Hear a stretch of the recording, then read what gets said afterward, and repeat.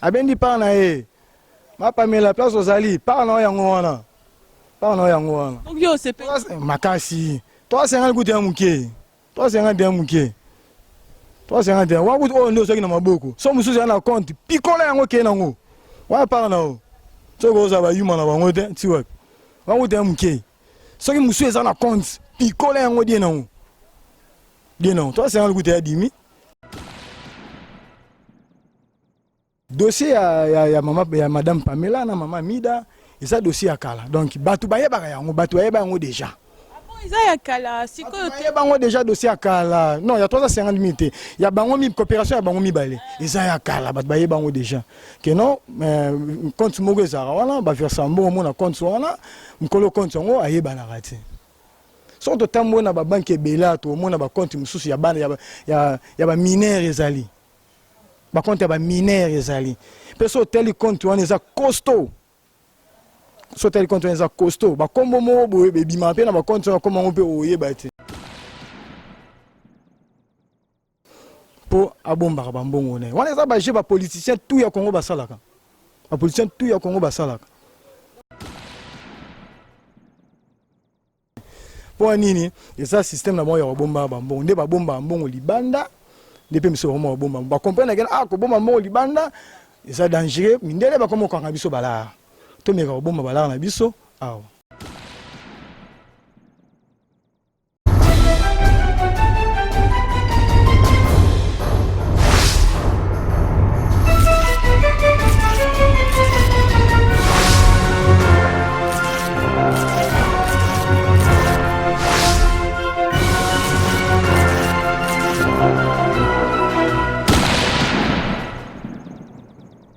Bonjour et bienvenue sur notre site clébois.com. Aujourd'hui, dans mon émission, je vais recevoir un analyste. Nous allons parler de l'actualité, ce qui se passe. Affaire, il y a 15 millions, affaire, il y a 350 000. Donc, l'actualité, ce qui se passe au Congo. Il va nous donner donc son avis, il va nous donner un peu plus d'éclaircissement. Nous allons voir ensemble vraiment et analyser la situation. Donc, à mes côtés, je reçois aujourd'hui Toto. Bonjour Toto. Bonjour madame. Bonne nuit. Ouais, ça va. Comment Congo? Ben Congo Congo est un hôtel qui ça. Il y a des difficultés dans la situation bon. Je fais ça tout vivre encore bon. Voilà. Très bien Toto, dans l'introduction, on va un peu parler, analyser la situation. On va aller directement sur les faits. Par rapport à l'affaire, il y a 15 millions et Bongaki, chef de l'État, a lobby que pour l'instant, justice et ça la Makambu, et ça la son boulot. Donc, est-ce que tu peux nous éclaircir un peu par rapport à l'affaire, il y a 15 millions de dollars? Bon, madame, affaire, il y a 15 millions de dollars, voilà. C'est un peu... Comment compliqué n'est pas tout. C'est-à-dire quoi? Le président de la République a un dossier très bien. Azolinga ko répondre à la question directement pour na ko échapper. En fait, azo ko échapper question pour azo mécanique ko garder confiance na directeur à cabinet na. En réalité, a que directeur à cabinet na sa fautif. Yango wana azo sakola a rejeté dossier wana justice et ça makamla bango tout ça bien que pouvoir est partagé entre justice na exécutif. Yango azo me compé corriger dossier wana en réalité a dossier wana très bien et puis par rapport Ezali comme il est voir même ti na cabinet présidence a dossier wana très bien dossier wana c'est-à-dire quoi monsieur Kamere quand on a bon pouvoir, il y a un collègue M. Chilombo. Bakutaka dossier moko, en fait bakutaka dossier tellement ébélé. Mais précisément toujours le dossier à 15 millions. C'est-à-dire quoi? Gouvernement congolais, tozaki na nyongo ya ba pétrolier. Une affaire à 5 millions de dollars. Fait que devoir ba pétrolier wana. Ko devoir pétrolier wana, c'est-à-dire quoi? En réalité, pétrole, carburant, les litres, et cause en a pris où ils en ont été. Il fait cause un peu plus licolo. Donc, le cause à 2010, c'est cause à peut-être 2500. L'État a mon avis que non, gouvernement ya kala. Mon avis que non, charge wana est un peu kilo na la population. On va mettre qui un peu que soit moi par na biso. Il y a comme un niveau moroboé, nous comme qui tellement ébélé. Ce qui fait que le gouvernement ya kala est donc gouvernement sortant, il y a M. Kabila et gouverneur M. Chilombo et Kokota. Bakouta na dossier wana, ba dossier zaki tellement ébélé. Ba pétrolier ba tché bango pression pour na mbongo na bango. Monsieur Kamere a sali suite ya dossier wana, a landeli dossier wana.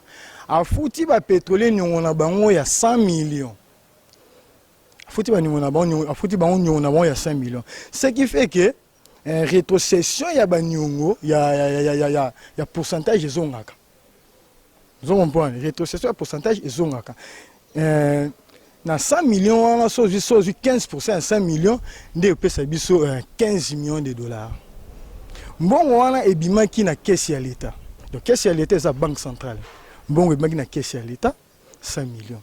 Donc rétrocession on a fait que zonga na caisse ya l'État. Pour caméra était mutasala ki marché wana. Donc marché wana c'est la caméra était pour pourcentage wana ele. So ki mutasala ka marché wana. Pourcentage à 15 millions là il n'y a zongela. Là c'est normal. Rétrocession c'est normal. Pourcentage de rétrocession est normal. Il n'y a zongela. Mais marché wana c'est la caméra était marché wana c'est le gouvernement congolais. Ce qui fait que 15 millions wana, tu vas saluer en rétrocession. Il fait que zonga na compte ya l'État.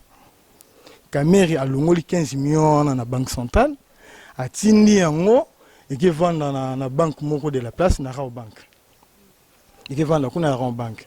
Donc déjà, le fait déjà il y a ça le système wana, ils a déjà tentative. Mais déjà, le fait qu'il y a aussi le système, il y a rétrocommission parce que mon acquis président de la République a le bac qui est ZACOP. Déjà, le fait que ZACOP est déjà pas très légal. Déjà, le fait de faire un système, il y a rétrocommission, ils a déjà bien été. Est-ce que Nathan a raison? Non, rétrocommission, et pas la biche est légal. La rétrocommission chez nous au Congo est légale. C'est-à-dire quoi? Au y a un marché, au proposant au gouvernement, ceux qui marchent, et Simbi, tant bazo futa batouana ba faire le pourcentage non.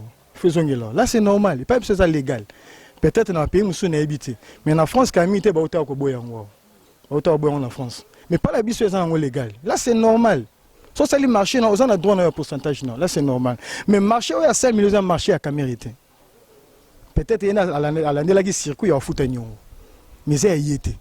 Est-ce que tu as une trace que le fait que les Vital Kamere a ça qui mouvement que 15 millions et Bimana Banque centrale et Kendena Robon? Oui, madame, Nazolo Bakout avec affirmation, puisque par rapport il y a IGF Ezali, Inspection générale de finance, par rapport nango Ezali, l'inspecteur de finance tombe à sali banquette na bango. Banquette na bango comité na niveau ya Kamere. Ba eti ko interroger, il fallait ba interroger Kamere. Il fallait ba interroger normalement, il fallait ba interroger. Déjà la finance déjà est dépendante de la présidence de la République. Finance est dépendante de la présidence de la République. Il fallait qu'il ba interroger il fallait qu'il ba enquête de commettre na niveau ya Kamere. Il fallait ba interviewer Kamere ba yokai pour na réto commission wana. Mbongo fait que côté na banque centrale, ndenge na banque centrale mbongo ezate. Kamere a moni banquette na niveau ekomaki wana a arrêté à stopper enquête. Kamere a stoppé enquête, voire même quelques agents à finance ou ba progresser na banquette, il semblerait bakangisa bango. Bakangisa bango. Mais tout à bien. Monsieur Kamere n'est pas non plus un arriviste au niveau de la politique à RDC. Il connaît quand même Ayebi Barouage, Ayebi comment la RDC fonctionne. Comment il a pu se faire avoir pour 15 millions de dollars, tout le monde a que ça arrive jusqu'à lui. Comment en tant que avéri de la politique, comment en tant que ancienne de la politique congolaise, parce qu'Ayebi, comment ça fonctionne, comment il a pu laisser des traces comme ça? En fait, en réalité, Kamere c'est un vieux loup. C'est un vieux loup. D'abord, c'est un financier de carrière. Monsieur Kamere, c'est un financier de carrière très intelligent. très intelligent. Aleki na beta presque nyonso ya administration à l'état ti na niveau comme un directeur à cabinet. Donc, ce qui fait que sorti nyonso mouvement nyonso ya mbongo avant gouvernement Ilunga Ekota. Pratiquement c'est la présidence qui coordonnait tout. Donc, si la présidence coordonnait tout, c'était entre lui et M. Tshilombo. C'était entre lui et M. Tshilombo. Sorti en Mbongo, bien que Bimaki na signature, il y a président de la République, bien que bien la signature, il y a président de la République, bien que bien la signature, sorti en bien que bien la signature, il y a président de la République. Mais copie toujours faut la réserver dans le ministère de la Finance. Pour le ministère de la Finance, le budget. Pour on ne contrôler l'argent. Ce n'est pas la présidence qui contrôle l'argent. Le budget, la finance, n'est pas contrôle l'argent. Banque centrale azana kaka caisse à l'État. Le gouverneur de la banque azana kaka caissier à l'État. Donc ce qui fait que sorti en bon wana copie toujours fait la réserver dans le ministère wana. Tant que copie zonga dans le ministère wana. Ministère de la finance n'est pas ça banquette na bango. Justement, est-ce que, comme je disais tout à l'heure, est-ce que ça va piéger? Parce que maintenant, tu sais bien que le pouvoir est partagé au niveau du FCC et du niveau du cash. Est-ce que ça va piéger à toi FCC pour Bakabola, justement, Vital Kamerhe, président? Est-ce qu'on ne les a pas tendus? Parce que Baki, ancien gouvernement, Baki, que Mongo, il y a une rétrocommission Ezokota. Donc peut-être ils ont entendu que Moutou tombe dans le piège pour Bazouabango. Justement, est-ce que ce n'est pas une façon, il y a Kokabola, président de la République, na Vital Kamerhe, parce que tu as dit que Vital Kamerhe, entre parenthèses, Aza mentor, il y a président de la République, Aza pilier, il y a président de la République. Bon, M. Kamerhe Ndenga Zawana, M. Kamerhe na FCC, M. Kamerhe na FCC, basé le Romo quoi. M. Kamerhe na FCC, basé le Romo quoi. Ne vous en faites pas, madame. Quand c'était que non, FCC n'a piégé, tout ça. So FCC a piégé, so FCC a piégé na bango wana po et s'éclater entre Kamerhe na M. Tshilombo. So FCC mutako loko wana, il faut savoir po babi misande M. Tshilombo mabe. Puisque M. Tshilombo c'est l'un des combats na ye.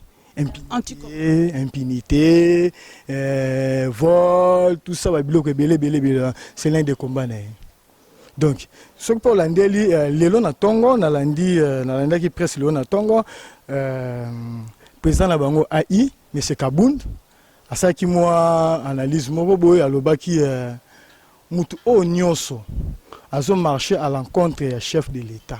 S'il faut casser l'alliance, déjà c'est un signal fort. Côté INC. Ce que tu dit, il n'y a pas longtemps, INC, na IDPS, basé na guerre. La guerre moya c'est. Les na sommet na bangote, na ndenge ya se, bat na bango assez. Ba côté de ba guerre. Pour na ndenge ya sommet na bango, mais ba sala ba guerre directement, ils en ont noté. Pour ba luka ba linga ko bimisa image ya mabete. Mais na ndenge ya se, ba cadre na bango ya se ba comme na ba guerre d'esprit. Que non bongo yo zabino bongo zayo zabino mais ko yoka mais c'est Kabound lelo na tongo. Ko ça ba déclaration wana. En tout cas, on a aza droit obi. Aibi place à l'obeli. Mais seulement à bimission au boité. À bimission au boité, aibi muta l'obeli. C'est ça. Très bien. Ce genre d'enquête peut prendre combien de temps? Quelques mois, une année. Na Congo en tout cas. L'enquête, ils ont 2 semaines, 1 semaine. Mais l'enquête, ils ont étouffé. C'est le président de la République qui a coupé son mot d'ordre. L'enquête va aboutir. Mais tu as vu ce qui appelle ça l'enquête va aboutir, mais ce Kamerhe sera lavé. Il sera lavé. Mais en réalité, M. Kamerhe Mbongwana allez en haut. Très bien. Nous avons entendu donc l'analyse, un peu plus d'éclaircissement par rapport à faire, il y a 15 millions de dollars. Mais en ce moment, la famille Kamerhe est un peu attaquée de partout. Tomonipé, il y a quelque temps, affaire Ebimi Lisusu par rapport, il y a 350 000, il paraît, 350 000 dollars Bungi. 350 000 dollars, il y a Moissi, il y a Vital Kamere, Amida et Bungi. Qu'est-ce que c'est encore cette affaire? Famille Kamere, c'est un problème sérieux, là. Au fait, il semblerait, puisque, entre guillemets, il semblerait, Madame Amida, Madame Kamere, Amida Chatu, ex ya JB, azana compte moko fungolaka na Raw Bank. Na Raw Bank, mais na kombo na ete. Na kombo ya mutu mususu. Po abombaka bambongo na. Wana eza ba je ba politicien tout ya Congo basalaka. Ba politicien tout ya Congo basalaka. Bafungaka ba compte belé pour bomba parce que comme ça justement ceux qui enquêtent et ça a mis au moins dans leur compte peut-être 1000, 2000, 3000 dollars et pas les 350. Ouais, ça va contre la politicien tout ya Congo basalaka. Ce qui fait que madame Kamere a fondé les comptes Moroboy na Raw Bank. Toujours la Raw Bank. Hein. Toujours l'arabe.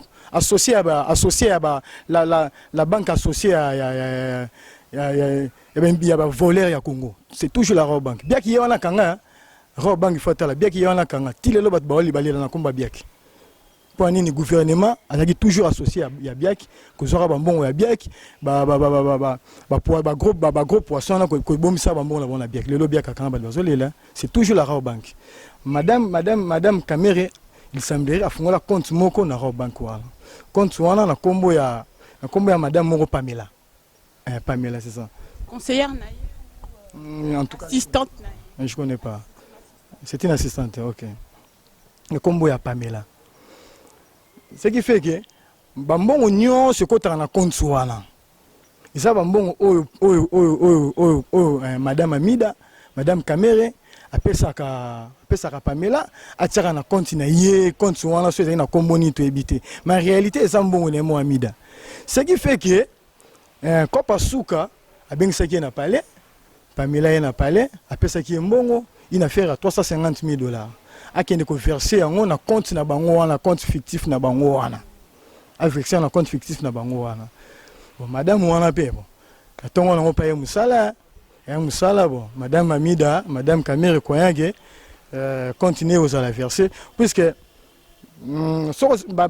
continuer à verser, continuer à créditer aux messages, c'est ça. Continuer à créditer message et aux ce qui fait que madame Pamela elle n'est pas musala, c'est n'est pas musala comme d'habitude. Mais madame Kamere Nandaku associé la message ils ont pour continuer ils ont accrédité des montants ceci cela patati patata. Azu message te. A bengi Pamela téléphone ils ont les gâté. A bengi ils ont les gâté. A mengi kolanda eti et pas na parler. A moni été. Donc si tu connais tout sur la bouée madame Pamela Aza introuvable. Mais Toyoka qui audio, il paraît qu'Amida dit justement que les avrétés, Bazoko Selaï Makambu, 350 000 euros et Bunga quitté. Mais comment ce genre d'histoire peut sortir comme ça? Parce que ce qui Pamela Azwaki 350 000 dollars, je ne pense pas qu'elle va le crier comme ça sur les toits. Comment toutes ces histoires autour de la famille Kamere et Zobima, Mbongo, Mbongo et Belé, pourtant, tout le monde a bien que ce n'est pas les seuls politiciens, mais en ce moment, la famille Kamere. Madame Webi, ce que dans la sale période, il y a des gens qui sont mabe, oh tout bakoloba na mokili, yozaka yo, yemta salaka sida, yemta salaka ebola, yemta bomaka Yesu, d'ailleurs, Koutou, Maria, tout ça, donc, c'est dans la sale période. Ce qui fait que M. Kamere a dans la sale période. C'est Makambo Nyon, c'est Amabe et Zolanda Kakae.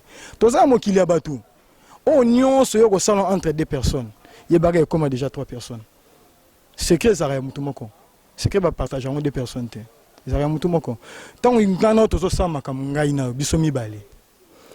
Balobaka, les murs ont des oreilles. En réalité, mes réserves ma toité.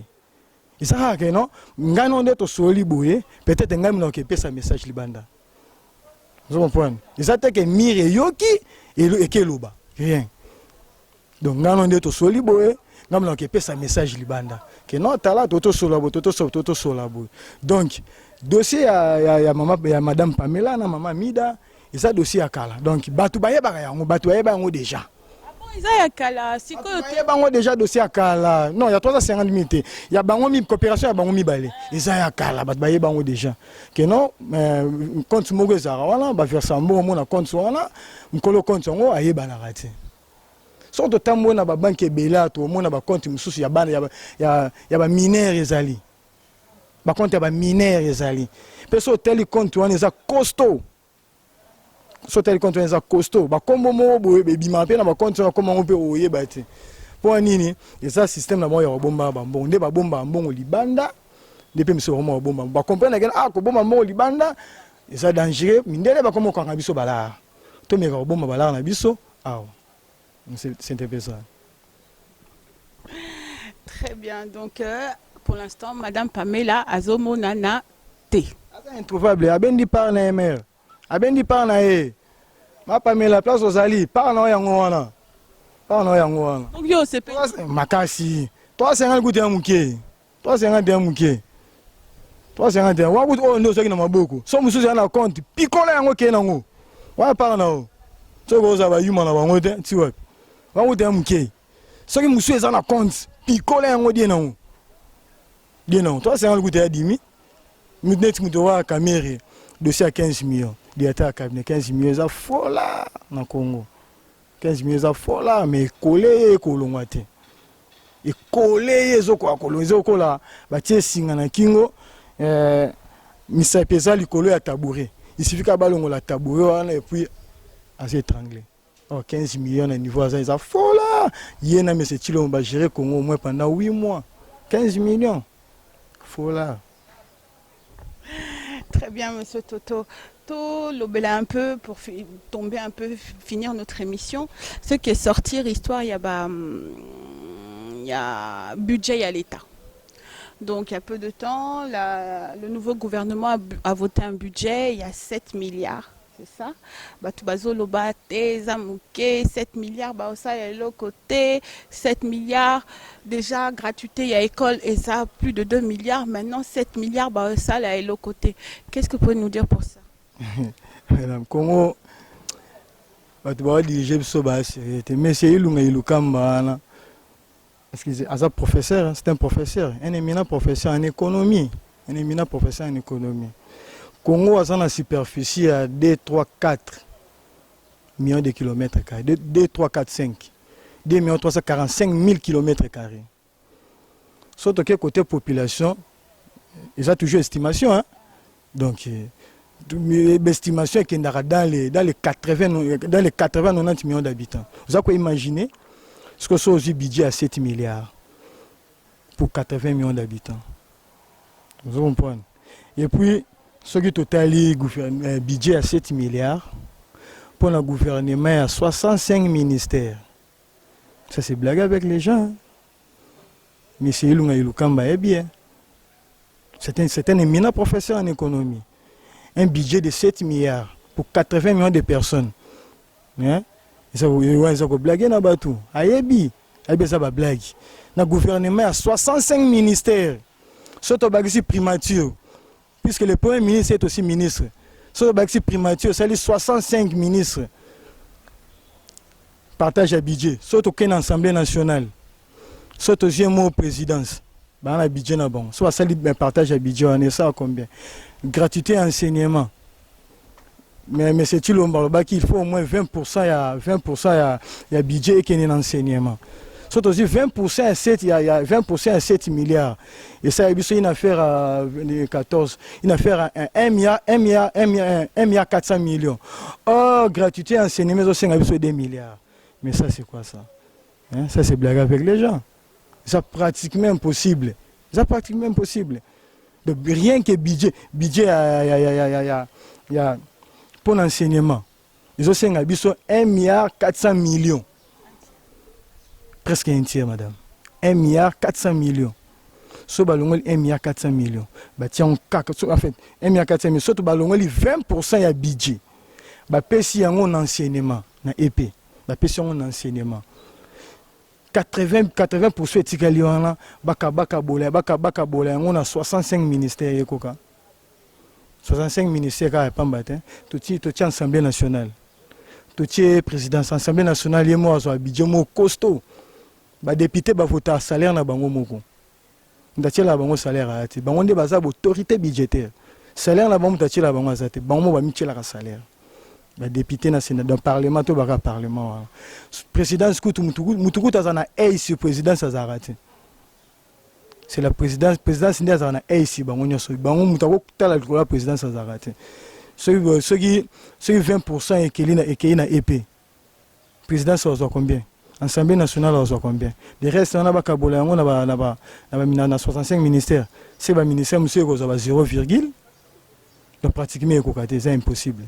Bati wa blague voilà et ça la même chose automona qui na monsieur Kabila yango beka to vivre de l'eau à malongeza na ngote moi ngai so pour nanga je conseillerais à monsieur Ilunde c'est un éminent professeur nana conseil au PCT bon on est batangisa biso ayebi que c'est impossible parce qu'on vivre na bidjon na té c'est impossible salaire à battre bon maximisons ondeni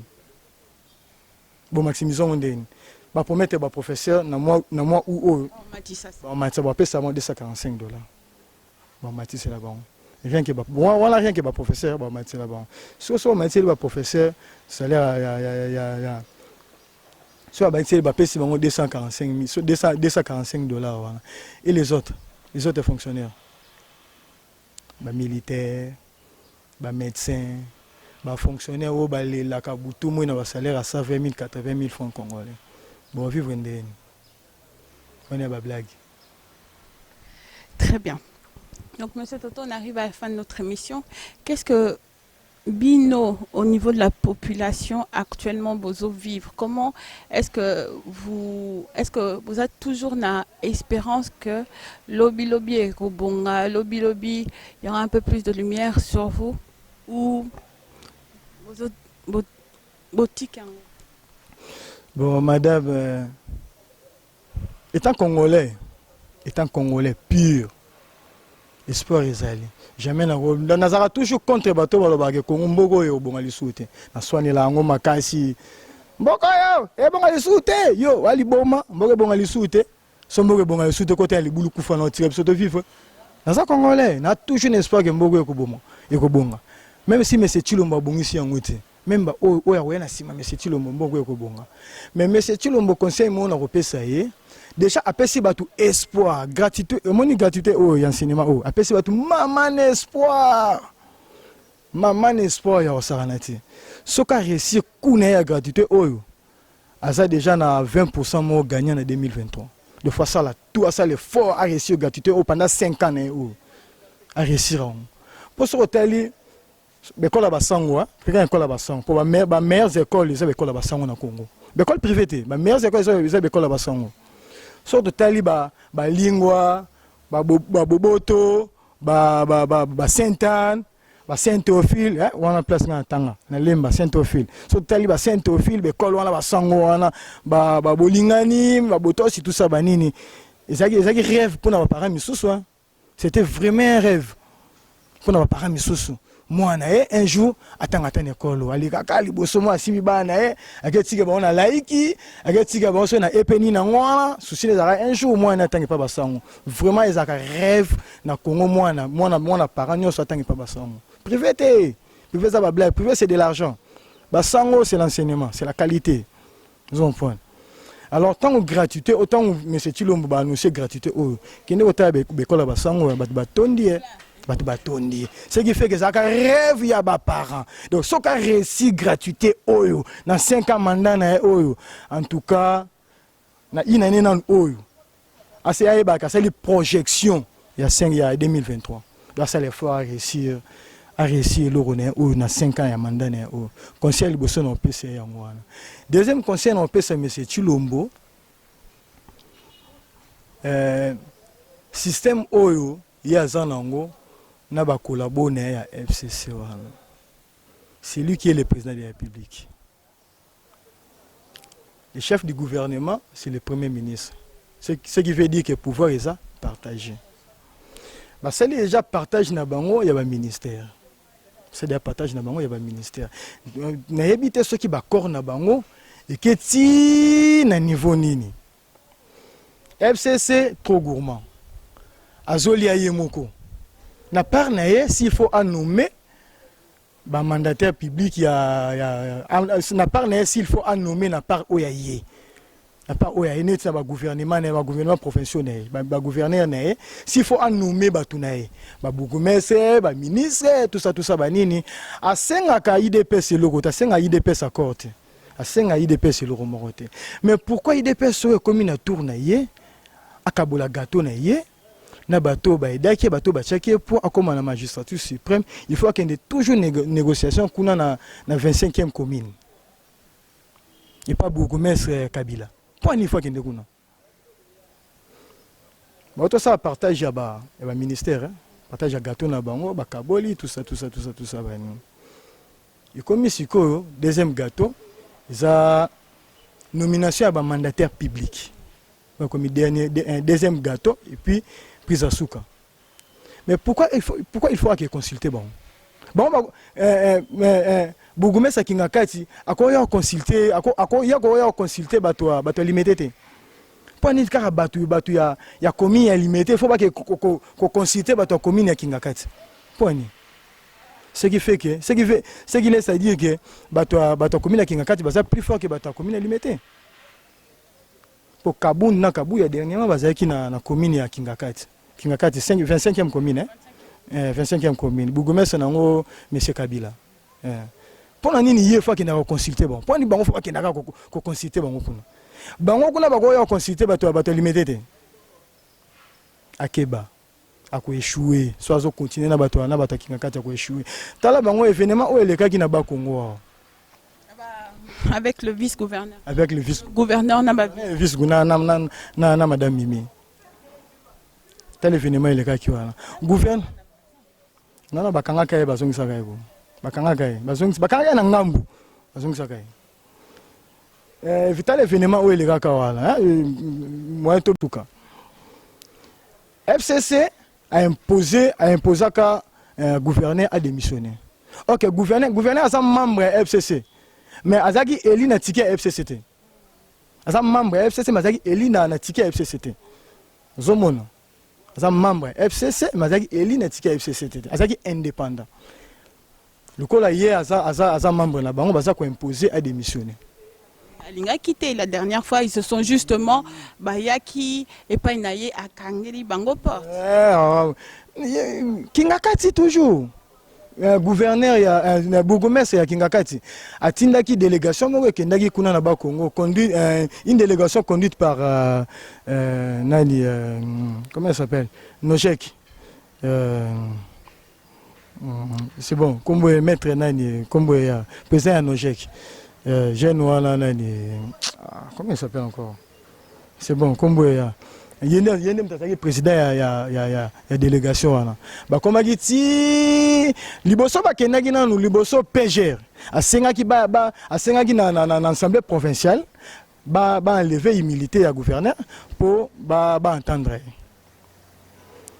le gouverneur azaki soumis na vote na assemblée provinciale pour ba enlever immunité ce qui fait que ba député provinciaux ya ba Congo ba boyi ko livrer gouverneur na bango ba boyi ko livrer gouverneur na bango na maboko ya justice mais elle c'est ça zaka ko appuyer kaka ye fo longwa oui pourquoi baza ko appuyer pour baza majorité dans l'assemblée provinciale baza besoin ba ticket gagnant FCC zomon ba utiliser ko tinda lisusu délégation mususu ba kende ko kutana na ye ba yebisa ye a démissionner et puis meka kolandela soi-disant députés provinciaux oyo votaki contre. Il semblerait ils étaient corrompus. Selon Kingakati, ils étaient corrompus. Bayaki bakutana ye akangeli bango porte. Aboyi même koyamba bango. Vous comprenez? Mais vice-gouverneur, il a prêt à démissionner nae, mais seulement à conditionner démission nae. Bazong c'est là bambongo na campagne tout ça. Donc ce qui veut dire Kingakati ça toujours risé. Donc oya ko tika ngote. Le biloko na ya ko tika ngote. Mais de l'autre côté quand limité qu'on a basé un peu trop léger. trop léger. Donc, ce qui me c'est Chilombo, à ce continuer kaka kolanda, kinga kati en tout cas, échec n'est rien. Aïe bara, horizon 23, déjà une année c'est épuisé. Tout ça dans le 10e mois, donc tu as 2 mois. Une année c'est déjà épuisé. N'est-ce pas, ça 2 mois, oh, ça rien. Miracle monté seulement. Donc, en tout année, tu as 3 ans. Pour dernière année, on a 2023, Majimo et Salamaraté, c'est l'année électorale. Moutou tout a pressé. Et là, on ça la maraté. Et là, on ça la maraté. Attends, Moutou n'a tiré 3 ans. Deux fois préparer 3 ans. Pour préparer 3 ans, il y a bien. Ah, mais kaka a réussi, problème, ou il y a gratuité et enseignement. Alors, moi, non. Monsieur Toto, est-ce que Okoki Koyebisa Bisso, parce que je me rends vraiment pas compte qu'est-ce que peut représenter la gratuité de l'école à Wana Kinshasa au niveau de la bourse, au niveau du budget, il y a des parents. Ouais, madame, comme nous l'avons dit tout à l'heure, gratuité il faut soulager les parents. Puisque et pas dans Congo, scolariser moi c'est trop cher. Ils ont blagué. Parents tout arrive à côté de ça moi une école à Bassango. Pour les meilleures écoles, meilleur encadrement, meilleur enseignement, ils n'ont pas Bassango. Ba privé on est logo ça. Ce que tu as école à l'état ou catastrophe. Ba parents basa soulagé, c'est-à-dire quoi? Ba parents nous on va payer ça ba compte. Na école, on va payer ça ba compte. Donc monsieur Chilombo a confirmé gratuité et enseignement. Ce qui fait que préfet à l'école, ils étaient obligés, il y a que zongi c'est là parents bambon là-bas. Alors, parents au bazan là-bas dans le coin de l'école, le coin là-bas, Sainte-Anne, Boboto, Lingua, Bolingani, Saint-Théophile, jamais le robot ça pour voir les écoles là. Voilà. Au niveau de, il y a montant, ça peut représenter combien dans certaines écoles à peu près potoyeba. Ouais. Tout à l'heure, parents sont soulagés pour un nini. Pourtant, bengi si bon l'école. Tant mais c'est à gratuité et enseignement. Parents sont préfets bengi si bon l'école. Bon là-bas, madame Naibisio, c'était Esaïe Penda ou bien ouf de soulagement. Vous sentir, oui, boué, basons chez le $3,000. Oui, boué, basons chez le $2,000. Oui, oui, bah foutre en francs congolais, parce que c'est au thème sous 2 millions 500 000 francs congolais. C'est belé quand même. Vous avez un budget, vous avez un budget, ouais. Jusqu'au budget, au béton pendant 5 ans au moins, on est content. Ouais, ça coûte à compte, hein, ouais, ça compte. Parce que c'est le thème sous $1,500 à compte au foutail pour la banane, yo mi baile ou bien mi satou. Parce que c'est le $1,500. Ouais, ça à compte. Si fin de l'année, on va foutre combien? Dans 5 ans et moins, dans 6 ans et moins, on va foutre combien? Parce que l'État, c'est lui au bon. Nous sommes en budget, pratiquement, c'est un bébé. Voilà, donc, on épargne un bon bébé. Voilà. Très bien, c'était juste pour que je puisse savoir à peu près combien ça peut représenter pour notre budget et la famille. Donc, merci. $1,500, $2,000, c'est le bateau. $2,000, $1,500, il y a blague qui coûte. Na Sainte-Anne, il faut un euro. Il faut un euro. Il faut un euro. 3,000 euros. Il faut une école, une enveloppe. Au fond, la 3,000 euros. 3,000 euros. Mais si vous avez mais c'est tout le monde, mais quand on raisonner. Mais quand on raisonner. Bazongi seli ba parents bambongo na bango et que gratuité yango eza effectivité. Donc ba pareil il faut bien que verser les sous mbongo minerval. Vous ça quoi imaginer. Je n'imagine pas, je pense tout ya ba parents. Donc je pense pas. Vraiment ce serait une la blague wana mais quand même pas. Ah mais la blague wana té. Aki non ka bongo. Aki non attends mbutu. Aki non ka bongo. Mais a réussi non gratuité oh. Aki non ka bongo. Merci. Merci. Merci beaucoup Toto pour l'analyse, pour ton point de vue sur ces différentes actualités. Donc j'espère que vous avez apprécié donc cette émission. Moi en tout cas oui, ces éclaircissements. Donc un petit au revoir pour les internautes qui nous suivent. Un message aussi. Bon, je salue tout le monde. Tout au balanda Cléboa. Je salue tout le monde. Bon, continuer à Kolanda Cléboa. Cléboa. Mais information est ali. Information est ali et belé. Banaliste peut baser belé. Et puis dans Cléboa, vous avez information, il y a vrai, il y a sûr. Et ça a été que mes informations ramassées de gauche à droite, mes informations, on va bien fake news. Ah oui, ça a été. Donc dans Cléboa, vous avez information sûre. Sûr, je vous assure, dans Cléboa, vous avez information sûre. Ce qui est information, est incertaine. Donc affirmer bien que ça incertaine, toujours le cas information sûre. Donc ce qui est information sûre, est ali, éclaircir bien. Merci. Très bien, donc nous arrivons à la fin de notre émission. Comme je vous disais, je vous remercie. Je remercie vraiment tous les internautes qui nous suivent dans notre chaîne clébois.com. Merci beaucoup à mon caméraman réalisateur qui est derrière cette caméra, Herman. Merci beaucoup à De la Nation et à toute l'équipe de Clébois.com, Berger Junior. Je vous embrasse tous. Continuez. Et si vous avez une question à me poser sur l'actualité, n'hésitez pas. On va rechercher pour vous l'information. Donc, merci et à très bientôt sur notre site clébois.com. Merci beaucoup.